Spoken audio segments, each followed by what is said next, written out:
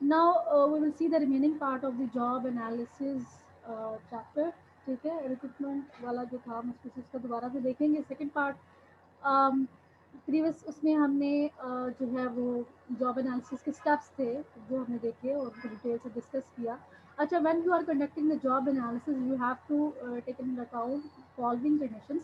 First of all, make the job analysis a joint effort by human resource manager, the workers and the worker supervisor. कि जब भी आप job analysis information करते हैं, ठीक है, कंडक्ट करते हैं, आप जॉब एनालिसिस कर रहे हैं, इंफॉर्मेशन कलेक्ट कर रहे हैं, तो ये सिर्फ ह्यूमन रिसोर्स डिपार्टमेंट का काम नहीं है कि वो अकेला ही जो है ना ह्यूमन रिसोर्स स्पेशलिस्ट होगा वो जाके लिखेगा या उसका अ, वो ही जो है ना सारा कुछ सारे स्टेप्स को फॉलो करेगा और उसको ऑल्दो कि उसके पास नॉलेज होता है हर डिपार्टमेंट का, लेकिन उसको जॉइंटली काम करना चाहिए किसके साथ, वर्कर्स के साथ, जिससे जिससे रेलिवेंट वो जॉब ड्यूटीज लिख रहा है, वर्कर्स सुपरवाइजर के साथ जो कि इवेल्युएट करता है वर्कर्स की परफॉर्मेंस पर और वो देख रहा होता है कौन से स्टेप्स जो है वो डेट इज वो होते हैं कि कौन से वो प्रायोरिटी होते हैं, किस किन स्टेप्स या किन रिस्पॉन्सिबिलिटीज़ जो होती हैं वो आपकी मेन होती हैं, उसको उसके बाद होती हैं जो सपोर्टिव होती हैं।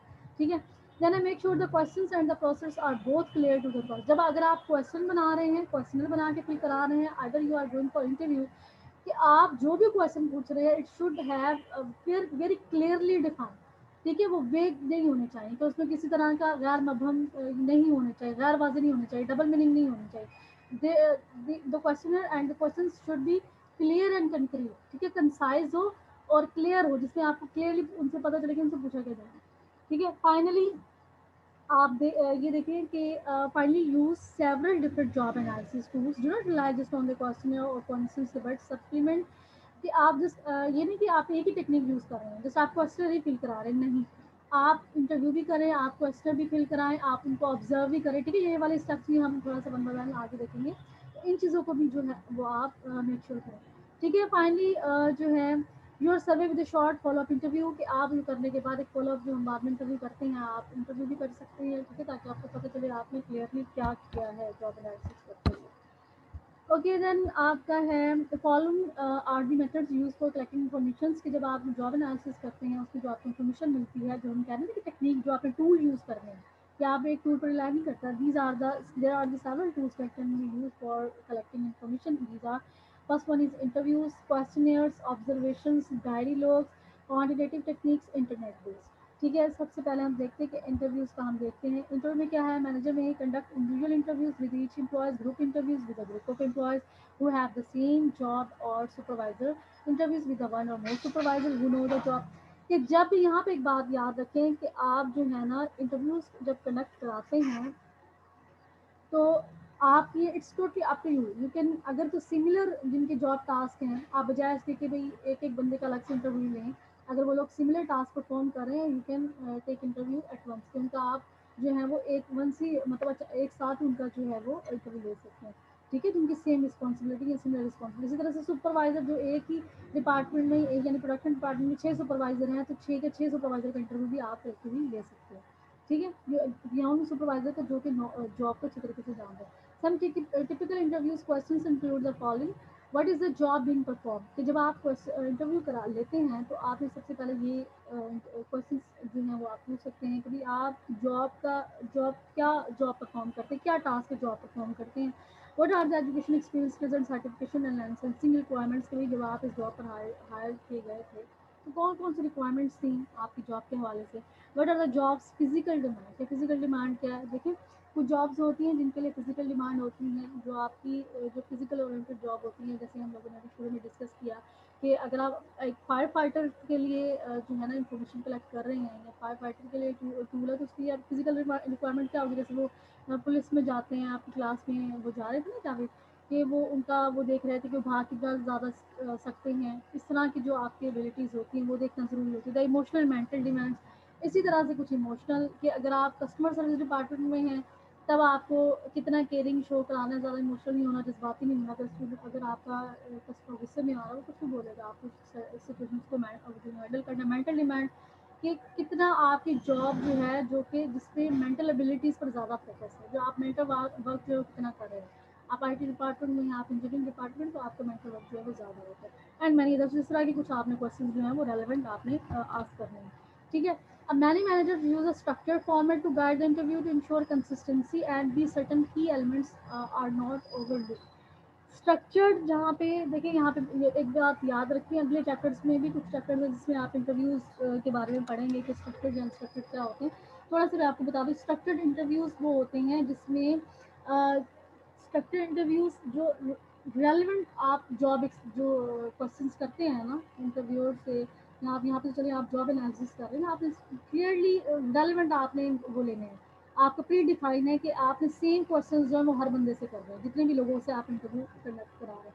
अब जो अनस्ट्रक्चर्ड होती है उसमें क्या होता है कि आपके फॉर्मल होते हैं, और सॉरी अनफॉर्मल होते हैं जो अनस्ट्रक्चर्ड होते हैं, ठीक है, जिसमें आप किसी बंदे से कौन सा सवाल पूछना है, किसी से प्री डिफाइन नहीं होता आपने कौन से क्वेश्चन पूछना, आप हर एक बंदे की पर्सनैलिटी के अकॉर्डिंग क्वेश्चन पूछ रहे हैं, तो वो थोड़ा सा बाइस हो जाता है, ठीक है। इसलिए जब इस तरह की जो हमें क्रिटिकल और इंपॉर्टेंट, क्योंकि आप जॉब एनालिसिस कर रहे हैं, इन्फॉर्मेशन कलेक्ट कर रहे हैं, तो आपका स्ट्रक्चर्ड फॉर्मेट होना बहुत ज़रूरी है, यानी पहले से प्री डिटर्मिन क्वेश्चन हैं, कंसिस्टेंस है, जो आप हर जो बंदे से वही क्वेश्चन जो हर आपके एम्प्लॉयज़ हैं ऑलरेडी जो वर्क है उनसे आप सेम क्वेश्चन पूछे हैं।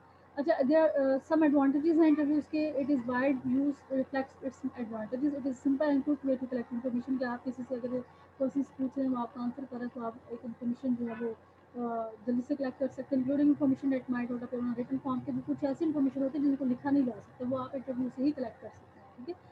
इसी तरह से डिसएडवांटेजेस भी हैं। Distortion of information is the main problem due to outright falsification और मिसअंडरस्टैंडिंग। समटाइम ऐसे होता है कि कुछ लोग होते हैं एग्जैजरेट करके चीज़ों को बता रहे होते हैं कि भाई मैं ये भी परफॉर्म करता हूँ, मैं ये भी मेरी ड्यूटीज़ हैं, मैं ये, हालांकि वो नहीं कर रहा होता।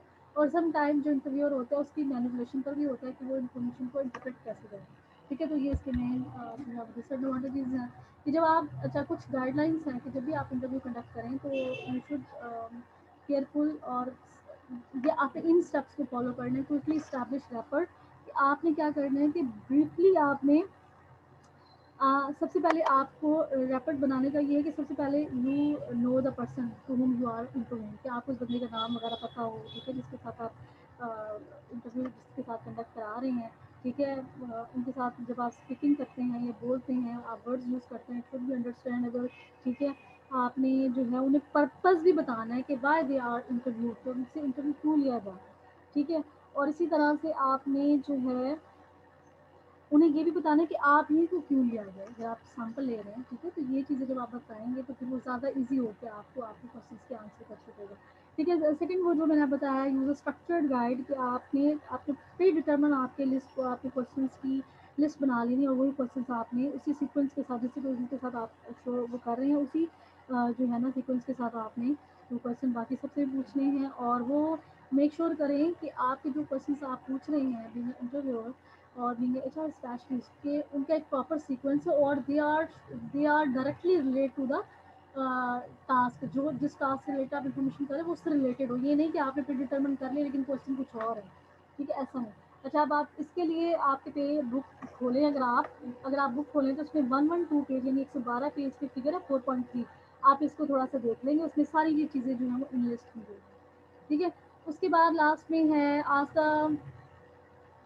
आफ्टर वर्कर टू लिस्ट जो हर जो duties in order of importance, कि आपकी जो उसकी मेन ड्यूटीज़ है, जो मोस्ट फंडामेंटल ड्यूटीज़ हैं, वो पूछे कि वो कौन कौन सी हैं, कौन से प्रेफरेंस, और कौन सी ऐसी ड्यूटीज़ हैं जो कि वीकली वो करते हैं, कौन से ऐसे ड्यूटीज़ हैं जो वो रोज़ करते हैं, ठीक है। ये सारी चीज़ें जो हैं वो आपने उनसे पूछनी है। Then review the information with the workers immediate supervisor, फिर आप जो इन्फॉर्मेशन वर्कर देकर गया है उसके सुपरवाइजर से भी करेंगे, अदर ये जो चीज़ें बताकर गया है कि वाकई ये ड्यूटीज़ ये बंदे परफॉर्म करते हैं या नहीं करते, और विद द इंटरव्यू, ठीक है, ये सारी चीज़ें जो हैं वो आप करेंगे। ओके, सेकंड जो टेक्निक है that is the questioner. It also may be structured और unstructured depending on the situations and the job interview, कि आप इसमें क्या करते हैं कि क्वेश्चनर आप बना लेते हैं, ठीक है। जब आप रिसर्च करेंगे, आप कोई आर्टिकल लिखेंगे, तो उसमें हम दूसरे रिसर्च में क्वेश्चनर फिल कराते हैं, जिसमें हमने पहले से वो क्वेश्चनर बनाए हुए होते हैं, और हम रिटन फॉर्म में, ठीक है, रिटन फॉर्म में हम हैंड ओवर कर देते हैं, और उनको बताते हैं कि भाई आपने क्वेश्चनर अपने इसे फिल करने हैं, तो वो फिल करके हमें वापस कर देते हैं, ठीक है। दैट इज ये जो है इसको हम पर्सनल बोलते हैं। तो ये स्ट्रक्चर्ड भी हो सकता है, instructed depending on the situation, job interview, कि आप टेक्निकल टाइप्स की जॉब है that it will be very structured. अगर तो आपकी जो है नॉन टेक्निकल जॉब्स है तो उसके लिए आप अनस्ट्रक्चर्ड जो है वो ले सकते हैं। ऑब्जर्वेशन होते हैं वाले extremely useful, is very time consuming in thought कि आप जो क्या कर रही हैं, ऑब्जर्व कर रहे हैं, ठीक है। जो लोग काम कर रहे हैं उनको आप काम करते हुए देख रहे हैं कि वो कैसे काम करें, इसको हम कहते हैं ऑब्जर्वेशन करना, ठीक है, ऑब्जर्व करें। That one individual will be needed to observe the workers for extended periods of time, कि certain time period में आप इसको observe करेंगे. In addition, the observer may miss some the key job activities if they are not performed regularly. अब observation का अगर आप करते हैं, जैसे कुछ लोग असेंबली लाइन में, कि पहले एक बंदा जो है पैकेजिंग कर रहा है, अगर वो फिर वो सर्टेन आइटम पे रोटेट हो रहा है, वो फिर उसकी उसको पैक कर रहा है, फिर उसको फाइनल कॉटन में पैक कर रहा है, वो जिनको कॉटन बनाए होते हैं ना, 6-6 का एक बंडल होता है, उसके लिए कर रहा है इसको। लेकिन कुछ टास्क ऐसे होते हैं कि जो ऑब्जर्वेशन, अब आप रोज थोड़ी ऑब्जर्व कर लेना, आपका एक टाइम पीरियड है कि उस टाइम पीरियड में आपने जॉब एनालिसिस की इन्फॉर्मेशन कलेक्ट करनी है। आप अब उस टाइम पीरियड में कुछ उसके टास्क ऐसे होते हैं जो कि वो वीकली या मंथली परफॉर्म करता था, तो वो ऑब्जर्वेशन में वो मिस हो जाते हैं, ठीक है। जैसे फॉर एग्जांपल वो अगर मशीनरी है तो उसकी मेंटेनेंस को भी देख रहा है, ठीक है। अगर कोई मतलब वो स्विच ऑन ऑफ कर रहा है, या कुछ इस तरह की चीज़ें हैं, तो वो भी उसमें जो है ऑब्जर्वेशन में वो फिर आपकी मिस हो जाती है। Diaries and logs क्या है, daily listings made by workers of every activities in which they engage along with the time each activity takes, के समटाइम कुछ ऑर्गेनाइजेशंस में होता है कि ना वो कहते हैं कि हर वर्कर से कि आप अपनी डायरी बनाएं कि जो है जो जो टास्क रोज करते हैं वो उसमें लिस्ट करते जाते हैं, ठीक है। तो इससे क्या होता है कि क्लियर आपको इन्फॉर्मेशन मिल जाती है कि एक अगर एचआर डिपार्टमेंट में है तो वो कौन से काम कर रहा है, अगर वो मैनुफैक्चरिंग डिपार्टमेंट वो कौन से काम कर रहा है, ठीक है, रोज उसकी क्या क्या है, और प्रोक्योरमेंट परचेजिंग डिपार्टमेंट उसकी क्या क्या काम। सो ठीक हो गया कि ऑब्जर्वेशन हमने कहा कि ऑब्जर्व काम करते हुए देखते हैं। कुछ चीज़ें होती हैं, जब टेक्निकली कोई बंदा काम करे उसको तो आप ऑब्जर्व कर सकते हैं, ठीक है, असेंबली लाइन में उसको ऑब्जर्व करना जरूरी है, आप मुश्किल नहीं है, क्लर्क वगैरह ये बात है, असेंबली लाइन वर्कर्स जो होते हैं। लेकिन जो लोग मेंटल वर्क कर रहे हैं, लाइक इंजीनियर हैं, ठीक है, आपके रिसर्चर्स हैं, आईटी डिपार्टमेंट में जो काम कर रहे हैं, ठीक है, डॉक्टर्स हैं, ठीक है, जो डिज़ाइनर हैं, उनको आप ऑब्जर्व नहीं कर सकते, ठीक है। उनके लिए फिर आपको क्वेश्चनियर का फिल कराना पड़ेगा, उनके लिए observation technique that is not good. फिर अभी डायरीज और लॉग भी हो गया, फिर है quantitative techniques include the position analysis questionnaire used to collect quantifiable data concerning the duties and responsibility, जो कि आप गिन सकते हैं, क्वांटिफाइबल इसको आप मैथमेटिकली जिसके ऊपर मैथमेटिकल टूल्स इंप्लीमेंट कर सकते हैं। आप वो टेक्निक्स जो हैं वो यूज़ करेंगे जिसमें आप ये है पोजीशन एनालिसिस क्वेश्चन। अच्छा, अब इसके कुछ हैं कि आपको 5 स्टेप्स को फॉलो करना पड़ेगा। Having decision making, communication, social responsibility आप ये देखेंगे, परफॉर्मिंग स्किल एक्टिविटीज़ देखेंगे, फिजिकल एक्टिविटीज़ देखेंगे, तो भाई ये इन चीज़ों के बारे में इन्फॉर्मेशन कलेक्ट करेंगे। ऑपरेटिंग व्हीकल्स के अगर सामान वगैरह लाने ले जाने के कुछ उसका उसके साथ वो है लिंक, फिर जाना आप उस इन्फॉर्मेशन को प्रोसेस करेंगे। अच्छा, अब इसकी जो है ना अगर बुक खोलें तो आप 4 जो है वो इस पर बड़ा उसको डिटेल के साथ बताया गया, आप इसको देखें तो आपको ये कॉन्सेप्ट और भी अच्छे से क्लियर हो जाएगा। Then है internet-based analysis, allow the HR department to send questionnaire to geographically dispersed employees and receives information in a timely manner.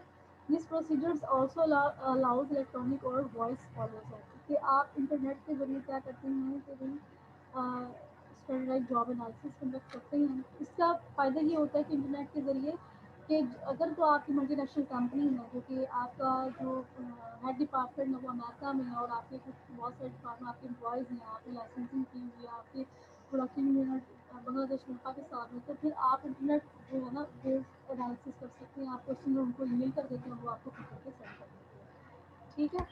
So writing job description में फॉलो स्टेप्स और मोर राइटिंग, अच्छा वो हमने टेक्निक्स पढ़ी थी, अब हम वो देखेंगे कि भाई कौन कौन से स्टेप्स हैं जब आप जॉब डिस्क्रिप्शन राइट करते हैं। Job identification includes the job titles that specify the name of the job, such as supervisor or data processing or inventory control task. अच्छा, इसमें होगा कि जब आप जॉब, पहली चीज़ है जॉब आइडेंटिफिकेशन, के जब आप जॉब डिस्क्रिप्शन लिखने जा रहे हैं सबसे पहले आपको पता हो कि आप किस जॉब के लिए लिखने जा रहे हैं। Either you are going to write the job description for the work for clerk, clerk के लिए लिखने जा रहे हैं, और वो क्लर्क किस डिपार्टमेंट में है, फाइनेंस डिपार्टमेंट में है, या फिर आप फ्रंट डेस्क ऑफिस में, जैसे अगर आपकी कॉलेज की एग्जाम्पल लेके आप फ्रंट डेस्क ऑफिस में जो बैठे हैं उनकी आप जॉब डिस्क्रिप्शन ले रहे हैं, ठीक है। तो आपको मेन पता हो कि आप किस किस डेजिग्नेशन के लिए आप हैं वो ले रहे हैं, इसलिए आपकी जॉब इसको कहते हैं job identification. Then a job summary should summarize these essence the essence of the job, include only its major functional activities, कि आप सबसे पहले मेन जो होता है ना कि मेन जो जो हैं ड्यूटीज़ हैं, आप उसको समराइज करके आप लिखेंगे। रिलेशनशिप होगा statement that shows the job holders relationship with others inside and outside the organization statements look like report to. देखिए, जब आप रिलेशनशिप का है कि भी उसको किन किन लोगों के साथ इंटरेक्ट करना पड़ेगा, ठीक है। जॉब फॉर एग्जाम्पल आप एचआर स्पेशलिस्ट के लिए जॉब डिस्क्रिप्शन लिख रहे हैं, या आप एडमिनिस्ट्रेशन का एक बंदा उसके लिए आप जॉब लिख रहे हैं, रिसोर्स मैनेजर उसके लिए आप जॉब डिस्क्रिप्शन लिख रहे हैं, क्योंकि ये जॉब डिस्क्रिप्शन जो स्पेशलिस्ट करते हैं, जो स्पेशलिस्ट करते हैं वो बड़े सीनियर लेवल पे होते हैं जो ये सारे प्रोसेस को फॉलो करते हैं, ठीक है। आप जॉब सबने ये होगी कि भाई उसके आपने देखा कि मेन पॉइंट्स क्या हैं। फिर आप रिलेशनशिप देखा, अगर हम इसकी एग्जाम्पल ले कि रिपोर्ट टू डेफिनेटली जो आपके एच आर मैनेजर होते हैं report to the vice president, ठीक है। उसके बाद फिर क्या होता है कि supervisor definitely he will supervise the all the manager of the different departments, उनको वो supervise कर रहा होगा, ठीक है। कि वो टेस्ट एडमिनिस्ट्रेटर को भी देख रहा है, ह्यूमन रिसोर्स क्लर्क को भी देख रहा है, लेबर रिलेशन को भी डायरेक्टर्स को भी देख रहा है, सेक्रेटरी को भी देख रहा है, ठीक है। He will work with all department, her department के साथ काम कर रहा है। आउटसाइड द कंपनी, अब आउटसाइड द कंपनी में क्या हो जाएगा कि जैसे एम्प्लॉयमेंट एजेंसीज होती हैं, यूनियंस, वर्कर प्रोटेक्शन ऑर्गेनाइजेशन होती हैं, उनके साथ भी वो डील कर रहा होता है। ओके, देन है writing job description responsibility duties. अब आप इसमें सारी रिस्पॉन्सिबिलिटी ड्यूटीज लिखेंगे। Should represent the list of the job significant responsibility and duties. It may also define the limit of the job already. इसमें आपने उसकी लिमिटेशन बताने की भाई आपकी डोमेन यहाँ तक है, ठीक है। यानी आप बता देंगे रिस्पॉन्सिबिलिटी ड्यूटीज में कि इस डोमेन से आगे अगर कोई चीज़ आएगी then you will not handle. अगर आपको इस सिचुएशन आ जाती है, फॉर एग्जांपल अगर आप एक क्लर्क वो करते हैं, बैंक डिपॉजिट कराने जाते हैं आप, मतलब एक उस तक होती है कि भाई आपने कोई 10,000 में लाख रुपये आप जमा करा रहे हैं, अगर आप वो कोई 5 लाख रुपये आप जाते हैं ना बैंक में डिपॉजिट कराने के लिए, तो जो कैशियर होता है तो वो ऑपरेशन मैनेजर को इन्वॉल्व करता है, ठीक है। विटनेस होता है कि भाई इतनी इतनी अमाउंट की, जब आप उसको हैंड ओवर करते हैं फिर आपको रिसीप्ट भी देता है कि भाई ये इतनी अमाउंट जो है उसकी हैंड ओवर की, और ये इस तरह से, ठीक है। तो डोमेन फिर आपको जो है वो उस पर उसको डोमेन बता देगी, सर्टन अमाउंट से अगर आप आगे जाएंगे तो आपको फिर एक सीनियर बंदे को इन्वॉल्व करना पड़ेगा। स्टैंडर्ड ऑक्यूपेशन क्या होता है? Classification classifies all workers into 23 major group of job that are subdivided into groups of job and occupations.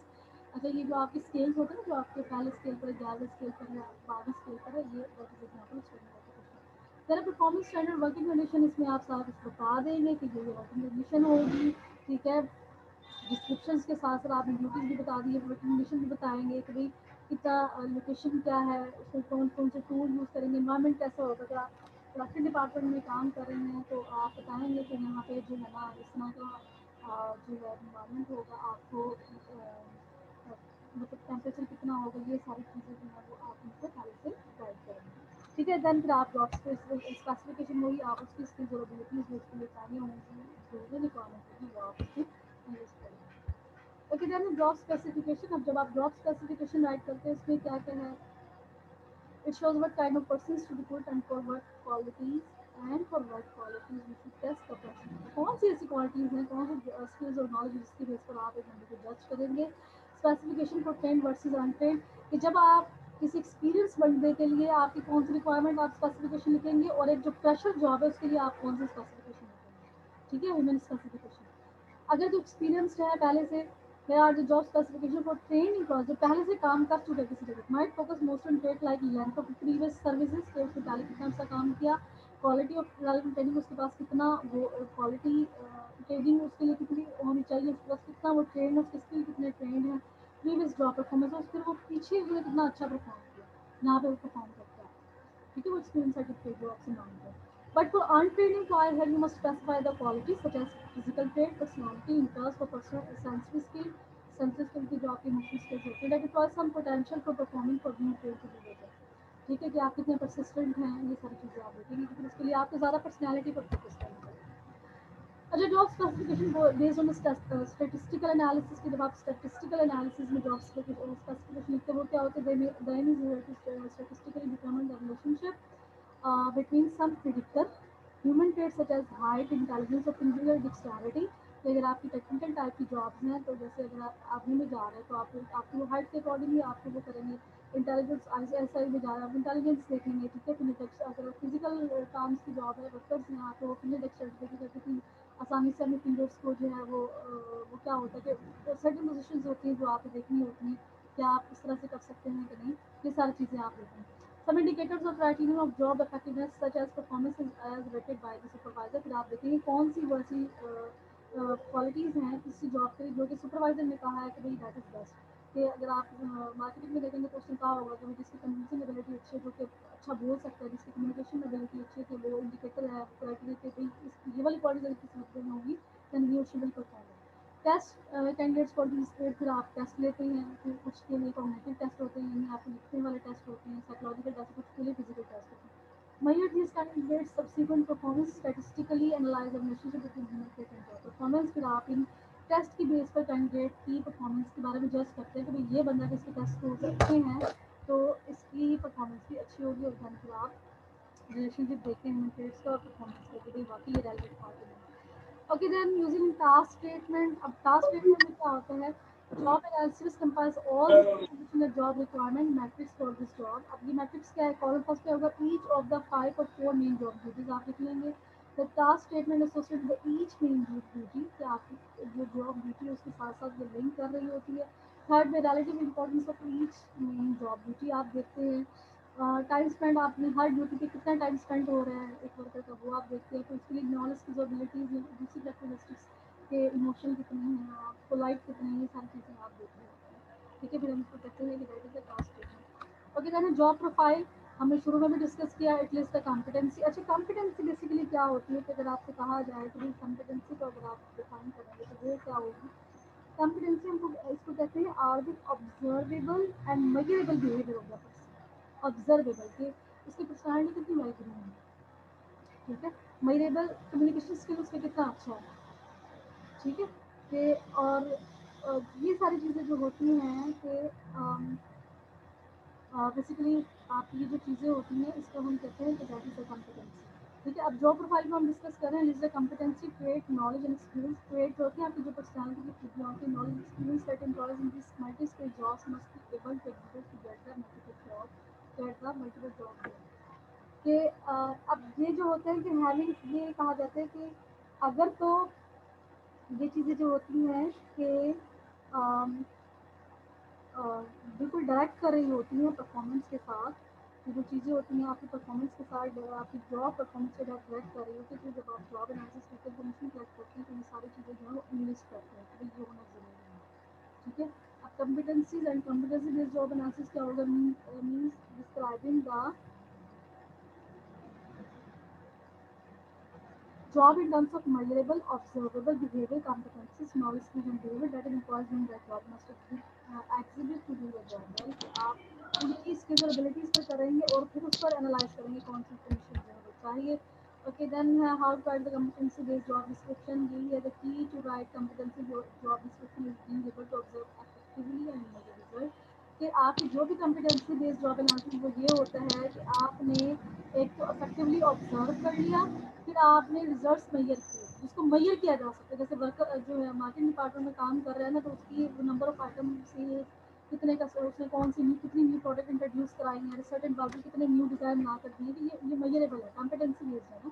तो इसमें आप उनकी परफॉर्मेंस को directly in terms of action perform जो है मैयर कर सकते हैं। जॉब इज ट्रेडिशनली, अच्छा जॉब क्या है, हम जॉब की बात करें इसको how you can define a job. It is a set of closely related activities carried out for पे, जो आप पे के लिए जो आप इंटरनेट एक्टिविटीज परफॉर्म करते हैं, but the concept of the job is changing. अब लेकिन ये कंसेप्ट चेंज हो रहे हैं, दैट इज द कन्वेंशनल। ये सारा क्या था, कन्वेंशनल था। Many changes are related to the nature of work such as growth of using work means कि अब जस्ट यही नहीं है कि आपको जो टास्क दे देते जो कि आपकी जॉब डिस्क्रिप्शन में तो आपको वही करना है, लेकिन कुछ चीज़ें होती है जो एडिशनल आपके बीइंग अ टीम मेंबर आपको करनी पड़ती है।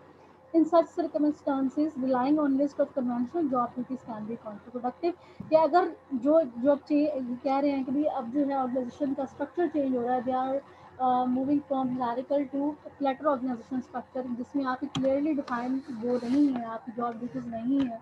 अब आपको बीइंग अ टीम प्लेयर आपको सर्टेन टास्क दे दिए जाते हैं, आपसे कहा जाता है आपसे रेलिवेंट, आपकी एक्सपीरियंस रेलिवेंट, आपकी स्किल्स रेलिवेंट, वो कहा जाता है परफॉर्म करने के लिए। तो इस तरह की उसमें जो आप कन्वेंशनल जो है ना जॉब ड्यूटी, आपको ये जॉब ड्यूटी आपने यही करनी है, अगर आप इस पर रिलाई करेंगे तो then it will produce a counter productive, यानी कि वो उस तरह के रिजल्ट प्रोड्यूस नहीं करेगा, तो प्रोडक्टिव नहीं होगा जो कि आपने इमेजिन किया हुआ था। ठीक है, because the person job change क्यों नहीं करेगा, because the person job change frequently. क्या जो है जॉब एक बंदा जो एडमिनिस्ट्रेशन में क्लर्क के तौर पर काम कर रहा था और बस वो चीज़ें रिकॉर्ड करता जा रहा था, अब इस तरह से नहीं है। अब क्या है कि उसको डिफरेंट सॉफ्टवेयर्स हैं उसके बारे में नॉलेज होना ज़रूरी है, कि वो डिफरेंट सॉफ्टवेयर्स के बारे में उसको पता हो। ठीक है, एडमिनिस्ट्रेशन सॉफ्टवेयर है उसके बारे में उसको पता हो। अगर नहीं पता होगा तो फिर वो आगे नहीं चल सकता। ठीक है, तो ये सारी चीज़ें जो हैं वो बहुत ज़रूरी हैं। ओके देन है इन सच केसेस। अच्छा, अब इसकी ना जो आप लोगों को प्रॉब्लम होता है, जैसे आपका फाइनेंस डिपार्टमेंट में जो है आपके जो टीचर सब बैठे होते हैं, उनकी मेन ड्यूटीज़ है, उनकी अब क्या है कि जो जो आप जैसे जैसे उनको फीस सबमिट कराते हैं, आपको एक रिसीप्ट देते हैं, तो वो सारी इन्वॉइसेस जो हैं उसको कंप्यूटर में उसको फीड करते हैं। अगर पहले तो वो बगैर मैनुअल काम था, तो जस्ट तो ये था कि वो आपसे वो कलेक्ट करते जाएं और एक वो जो इन्वॉइसेस थी वो रखे जाए। लेकिन अगर उनको कंप्यूटर का काम नहीं आता होगा, क्योंकि ज़ाहिर है इस तरह के एडवांसमेंट हो रही हैं, अब उनका मेन काम क्या है कि सॉफ्टवेयर्स हैं उसमें वो सारा उनको रिकॉर्ड करना है। ठीक है, और डे टू डे करना है, यानी हर पर डे जो उनकी वो है, जिस तरह से आपको फीस सबमिट कराते हो तो उन्होंने उसको वहाँ पे अपलोड करना है। ठीक है, सो इसलिए कि भाई आपकी ड्यूटीज़ चेंज हो रही हैं, तो आप टिपिकल या कन्वेंशनल जो है जॉब डिस्क्रिप्शन बेस नहीं कर सकते, क्योंकि ये चेंज हो रही थी। Job profiles are preferred. Job profiles की आप अब इस तरह की जिसमें आप कन्वेंशनल जॉब थी आप इस पर रिलाई नहीं कर सकते, आप जॉब प्रोफाइल पर रिलाई कर सकते हैं कि जिसमें बताया जाता है कि आपके पास नॉलेज, स्किल्स और एबिलिटीज कॉम्पिटेंसी कौन सी होनी चाहिए। Job profile is the competency state knowledge and experience that employees must be able to activate to get multiple jobs done. So ये सारा था, और इसमें अगर आप देखें आपकी बुक में ये पेज नंबर है, लास्ट पे चले जाएं, पेज है 129। इसमें अगर आप देखें यहाँ पे थोड़ा सा इतना क्लियरली रिव्यू नहीं हो रहा, तो इसमें रोल्स बताए गए हैं कि example of competency model for human resource manager. Human resource manager का कॉम्पिटेंसी मॉडल आपको दिखाया गया है। फर्स्ट में रोल्स बताए हैं कि लाइन फंक्शन है, उसका स्टाफ फंक्शन है, कौन सा रोल उसको प्ले करना है। देन एरियाज ऑफ एक्सपर्टीज है कि उसकी किस किस में होनी चाहिए, लाइक रिक्रूटिंग में, सिलेक्शन में, ट्रेनिंग में, स्ट्रेटेजिक प्लानिंग में, एम्प्लॉयमेंट लॉ में, फाइनेंस बजटिंग में। तो I was saying hello Dawood Khokhar, आवाज आ रही है मेरी? ये जो आपका ये मॉडल है ना, ये लास्ट पेज पे आपका है, इसको आपने देखना है। इसमें आप एचआर मैनेजर के कॉम्पिटेंसी मॉडल जो है वो शो कराया गया, इसमें बताया गया कि उसके रोल्स कौन कौन से हैं, एरिया ऑफ नॉलेज कौन कौन से उसकी एक्सपर्टीज होनी चाहिए, जैसे प्लानिंग रिपोर्टिंग में। इसी तरह से उसके फंडामेंटल्स जो हैं वो फाउंडेशन कॉम्पिटेंसीज क्या होनी चाहिए, पर्सनल कॉम्पिटेंसी क्या हो, इंटरपर्सनल कम्युनिकेशंस वगैरह ये क्या हो, एचआर बिजनेस क्या हो, ये सारी चीज़ें जो हैं वो शो कराई गई हैं। आप इसको बुक में अच्छी तरीके से देख लेंगे। Thank you very much for your attention. ठीक है।